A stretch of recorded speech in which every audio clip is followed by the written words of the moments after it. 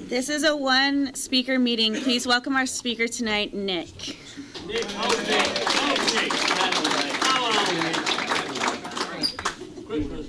Hi, I'm Nick. I'm an addict alcoholic.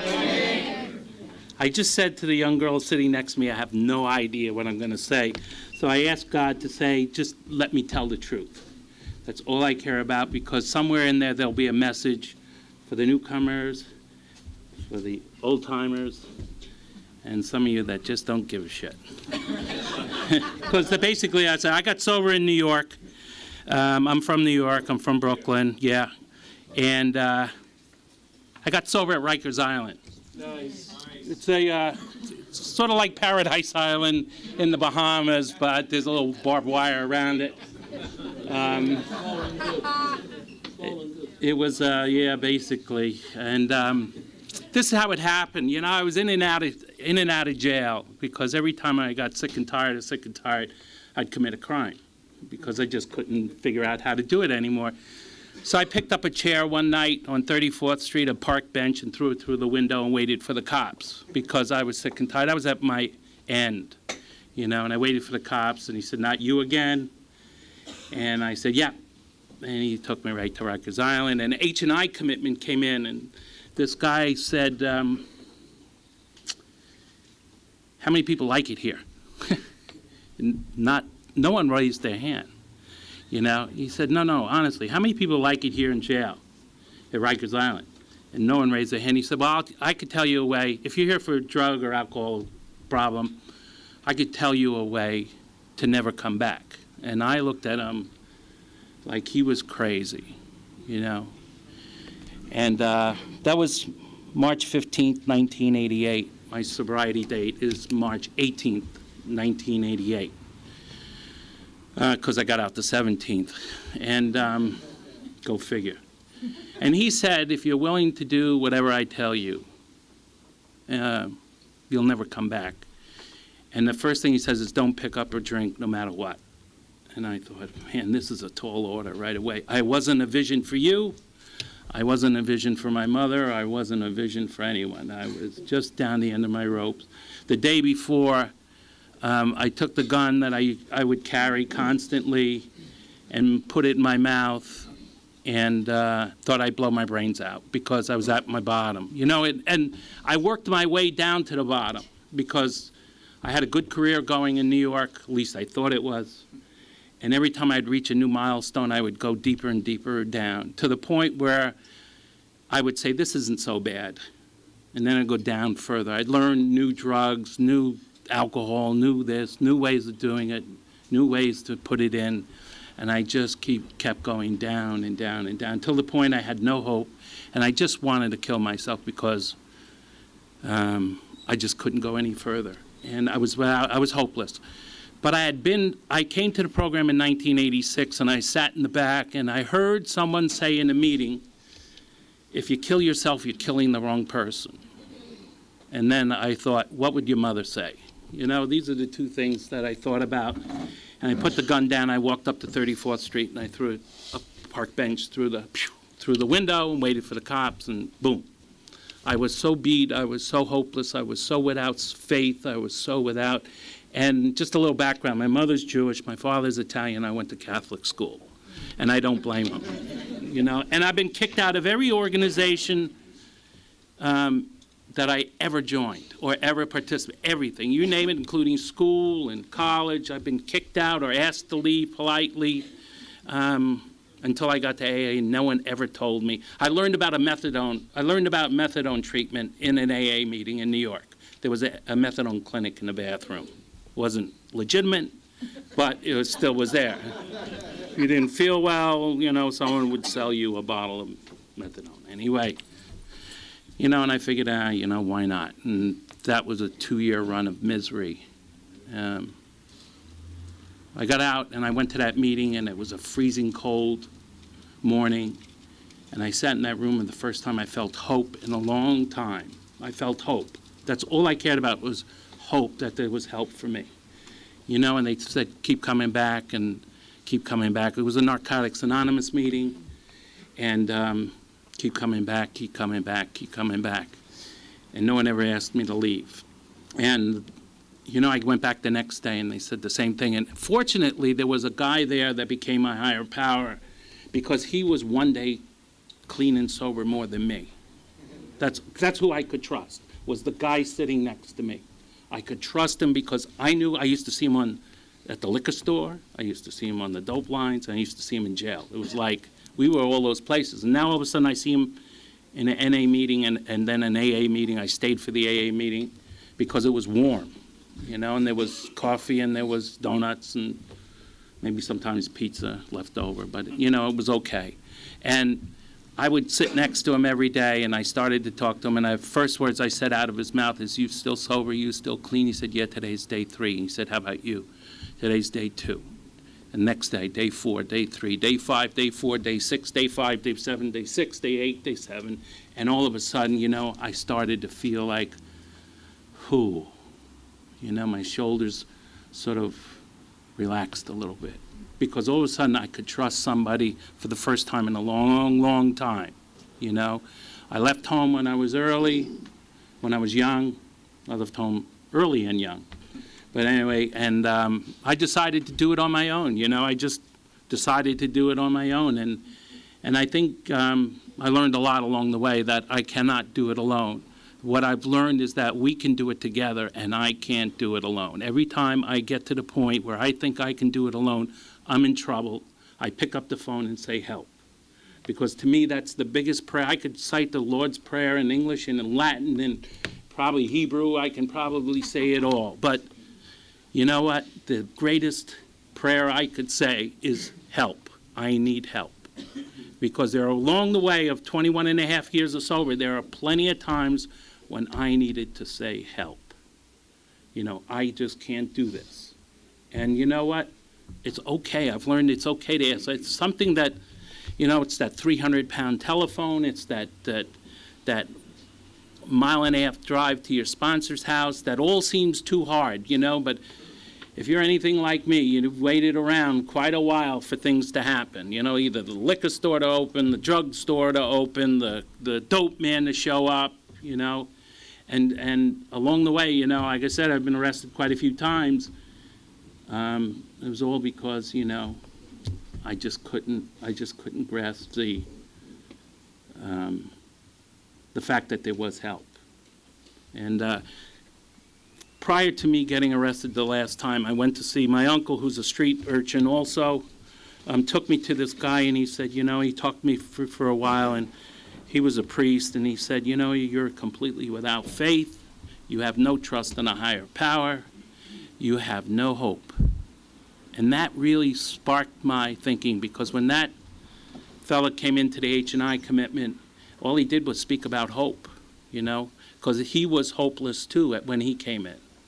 And you know, that just intrigued me. Not only the fact that I was finally put 1-2 days together. I think Mickey Bush talks about the other half, you know, and the other half is I'll put that half away and, you know, I'll get it later. But there was never another half, you know. It was always done it, something like that, Mickey. I don't know. I'm getting old too, you know. It's it was unbelievable, you know. It's like that I could stop for one day, because I had tried many times. I have a family photo of me on a 4th of July picnic with all my Italian Jewish family, and, you know, I'm nodding out like this and everybody's smiling, you know, and I keep that picture because I need to remember what it's like. I forget. I have forget-ism too, you know. I have an incredible short memory about what it was like, and I'm glad there's newcomers here tonight because they remind me what it's like. Especially in CA, nobody goes out, or even AA, it doesn't matter where you are. Nobody goes out and comes back and says, it was great, I bought a house, I got a new Mercedes. It's usually, I sold the neighbor my mother's television, and then I went over to my neighbor and told him the police are on their way because they know you have the stolen TV, you have to give it back, and then I'd go sell it someplace else because I need a fix, I need a drink, I need something. And what this has done to me, you know, is taught me I don't need anything. I just need a higher power, a sponsor, go to meetings, practice the 12 steps, have a commitment. And it sounds like a tall order, but, you know, like I said, when I came into these rooms, I was known as a motorboat, you know. but,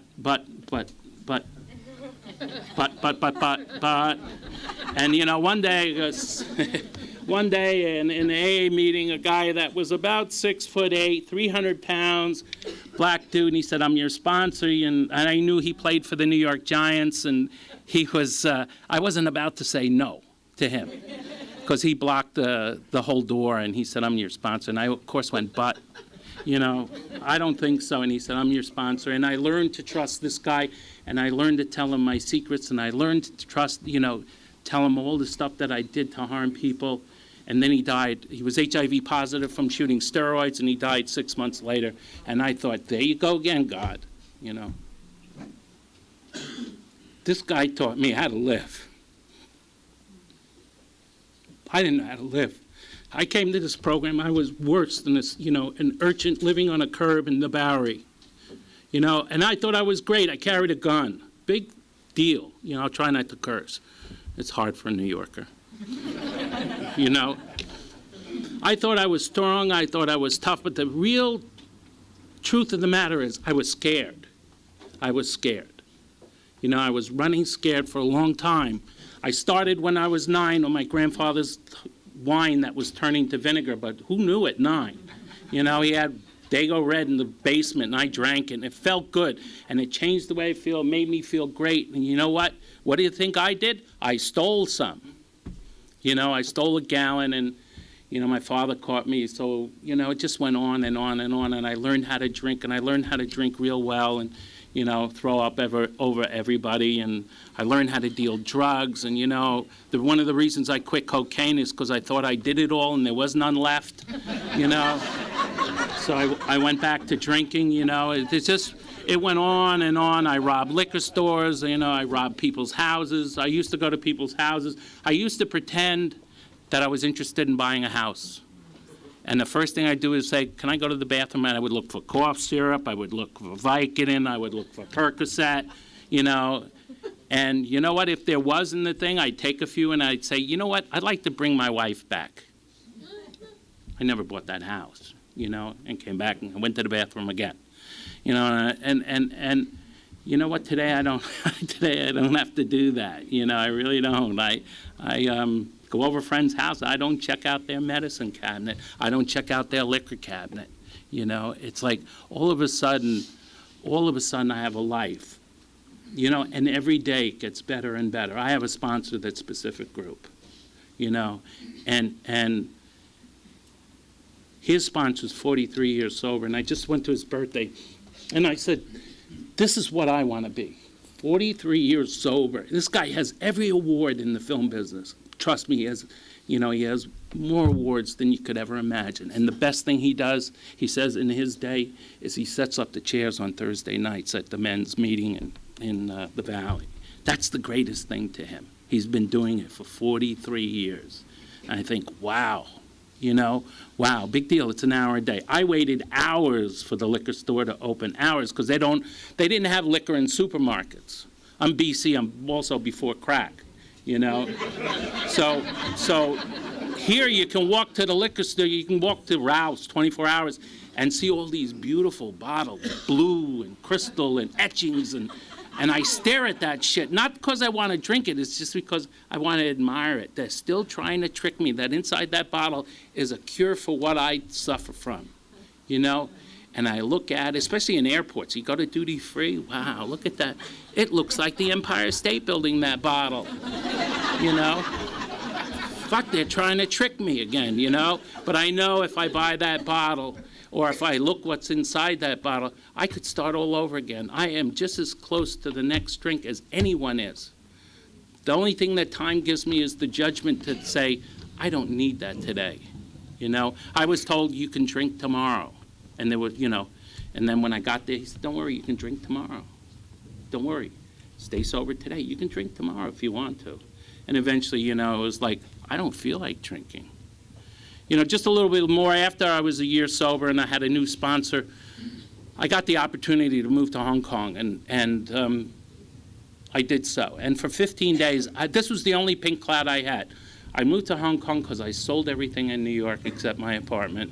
I moved there, and I was on a pink cloud. I had nothing to worry about. You know, I had paid back all those guys that wanted to kill me because I didn't borrow from banks, you know, and I was free. I felt truly free. But all of a sudden, the disease started kicking in. I didn't go to meetings. I didn't have a sponsor that I could readily call.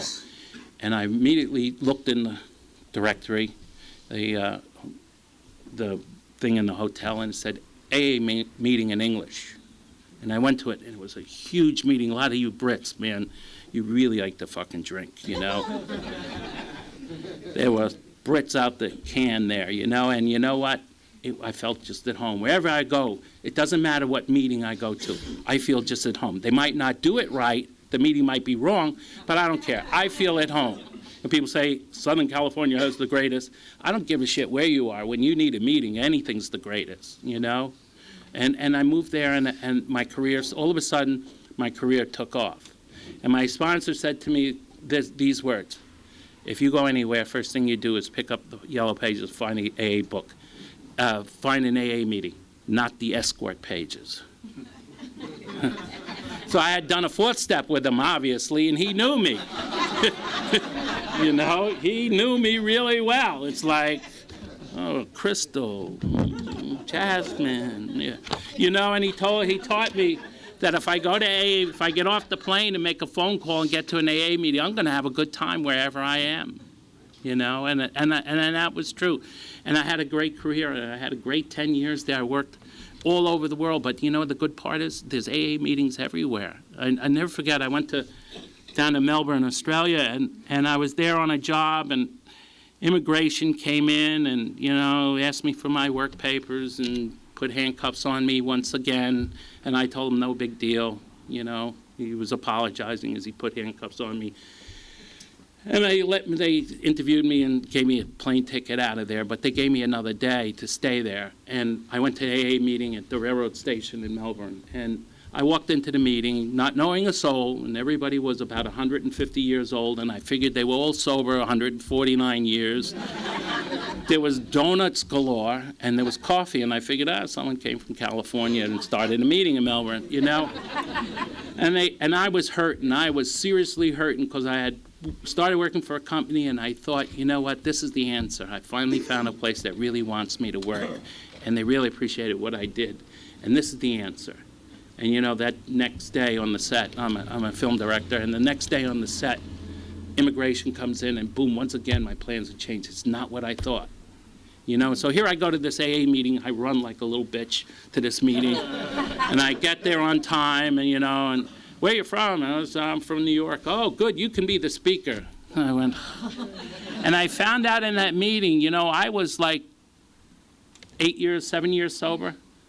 I had 7 years, 364 more days than almost anybody in that meeting. They were all newcomers. But my perception viewed everybody here as, these guys, what do they want to hear from me? They're all, you know, 100 years old. They got to be sober 30, 40 years. But you know what? I was really hurting. I was devastated by this news, and all I could do was stand there and say, you know, tell them basically, you know, that I'm really upset and I'm hurt and I'm everything. And the guy came to me at the end of me and said, don't worry, Sonny, you're in an AA meeting and you're in the right place. That's all that matters. And you know what? That sticks with me, because as soon as I got here and I started working here, I went to Roxbury Men's Stag, and because my sponsor told me to go there. And again, I got up at the podium and I said, Nick, and I'm an addict, alcoholic, and we don't like addicts in this meeting, and whatever, okay, whatever. So I told him, you know, that I just moved here and this, that, and the other. I was looking for a job, and they sicked this guy, Sid Vicious, on me, and he said, Sonny, yeah, if you know him, he pointed at me. I was sitting like with this woman in a gold sweater. Sonny, AA is not an employment center. It's not a dating group. You're lucky if you're sober, you know, and I felt like shrinking like this. But again, I was taught AA is just to stay sober. That's what it is. And all the results of staying sober means everything usually gets better. If you work it, it works. If you sit there, like I did the first time in '86, and sat in the back and listened to dope doing dopes, you know, because there was a sign in the meeting, dope is for dope. You know, dope is for dopes, you know, and If you just sit in the back and don't get involved, you end up in the dope house again. You know, if you go to the barber shop and you sit there long enough, you get a haircut. You go to the liquor store and look at the bottles long enough, you're gonna get drunk. You know, because my mind says, that looks good. So what do? You know, I got a sponsor now, and I've had him for 11 years. And you know what? He has helped me tremendously. He has walked me again through the steps. Because originally when I got this sponsor, he said, have you worked the steps? I said, yeah. And he said, good, we'll start them again. And I went, yeah. Because that's what we do here, you know? And he took me through a 4th step again, and it took a year to get through it because he said, that's not good enough. I don't believe you. You have more. You know, and I uncovered and discovered more stuff in that 4th step than I told the first 2 sponsors. And you know what? As a result of doing those steps, I've grown a little bit more. You know, and every step of the way, if I participate and I work it, I get a result that I couldn't dream of. You know, I'm still sober. I couldn't put a day together. You know, I got sober at 36. I started drinking at 9. You know, there's a long history there of abuse. And I couldn't believe that here I was, 11 years sober, and I had a new sponsor. And he said, here's what you have to do. You want me to be your sponsor? We'll work the steps. You'll take a commitment. You'll do H&I. And you go to a meeting every day. Every day? Every day. H&I? Yeah. And you know what? I do H&I at Twin Towers. And I've been doing it 10 years. Why? I know what it's like to be on the other side. And you know what the best thing about doing H&I at Twin Towers is? You get to leave without handcuffs on. It's the greatest feeling in the world to me. I'll see you later. It was never that way. It was always, get on the bus, you know, chain together. We're going to court, you know, and then you leave the courthouse. So I know what it's like. I have a sponsee for 12 years, you know, and he had a prison number since he was 5. You know, he had a, whatever it is, a number here. And he was in the system since he was 5. And when I met him, he was 32, you know. And 5 years ago, we had a party because he finally got rid of his number. They finally got, you know, whatever they do, and we had a party for him. And he's still sober, you know. And why? Because he does what I do, what my sponsor does what his sponsor tells him. And I'm sure his sponsor does what his sponsor tells him, you know. And in this year, my sponsor lost his job. And this year, I was of service to my sponsor. Because I've worked for myself all my life, and my sponsors always worked for somebody. And I sat him down and said, you know what, this is how it works. So we've pushed together in life together. That's, to me, what a sponsor is. He's not just that Nazi that tells you, you do this, and you do this, and you do this, you do this. I would have left, you know, I would have run, because I'm a runner also. You know, so, and I admire him, because he is, and he preaches, and he talks about how important it is to constantly work this, because the disease says, I'm no good, I'm a thief, you know, I'm a cheat. I'll run a red light, you know, I'll do anything. I want, you know, here's the greatest thing, here's my greatest thing. I'm almost finished with time. This is the way I want to feel. This is exactly how I want to feel. I want to be going up a roller coaster, right? And I want to look around. I want to get to the top. I'm going to fly down that roller coaster with $100 bills flying around my head and having an orgasm the whole way down. That's the way I want to feel all the time. I just can't settle for, you know, it's okay today. Everything's just okay. I want it to be like, wow, you know, wow. And I've chased that wow for so many years using drugs and alcohol and never got it after the first time. You know, except if I switch, oh, okay, this is a different feeling. But I wanted the wow all the time, you know. And there's a lot of people in here that I see in meetings all over the place, you know. And the reason I see them is because I go. And the reason I go is because I'm worried about drinking. I'm not so worried about, you know, dying. Because AA has given me the ability to live. You know, it's given me the hope that I will. You know, it's giving me a God of my understanding that I've never thought about before. And I went to Catholic school, you know, for whatever good that did. But AA has taught me that God loves us all equally, you know, and that he's around us all the time. All we have to do is ask for his help, her help. It's help. You know, my first sponsor said, if you don't believe in God, make this tree your higher power. And he said, and if you don't believe me, let's see you move the tree. You know, I looked at him again like he was crazy.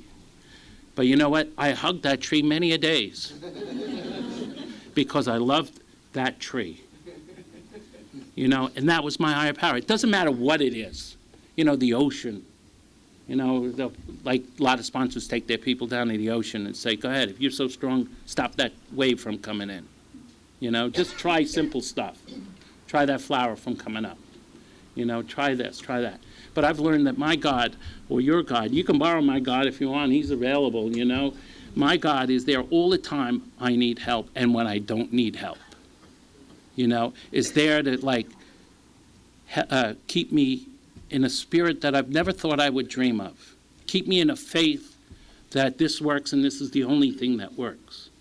You know, I see that The Cure on TV, you know, and it's like, man, I wish I wrote that book. You know, and I wish I could sell it on TV. But I know that expensive rehabs don't keep me sober. They don't keep a lot of people sober, you know. Rich mommy and daddies don't keep you, you know, sober. I don't get sober from my brother. I don't get sober from my mother. I don't get sober. I get sober from me because I'm the one that does all these things, not them. They don't tell me to go do these things. You know, the hardest thing I had to learn was, and I only have a few minutes. The hardest thing I had to learn was my wife got sober with me, and then she went out, and then she got sober again, and then we moved back to New York in '93 for a brief period, and she went out, and I went back to that original meeting that I did. It was on, it was in the Electric Circus. It was on Gramercy, on 8th Street, and in downtown, and I shared one day that my wife was drinking, and they told me, you have to leave your wife, you know, because if you stay, you'll start drinking. And, you know, the same thing kept bothering me. Said, you know, and I kept saying, but. There I go again. You know, here I am 5 or 6 years sober, and I'm going, but, you know, she's not drinking that bad. But she's taking Valium, but, you know, and I heard the message, you have to leave. And if you don't, you'll drink. You'll use. You'll pick up. When have I ever left Valium in the medicine cabinet? Never. You know, and they were there. I realized that I had to leave, so I told her, and this was prior to me leaving for Australia to go to Melbourne. And I finally said to her, I got enough courage, and I said to her, I can't stay here anymore.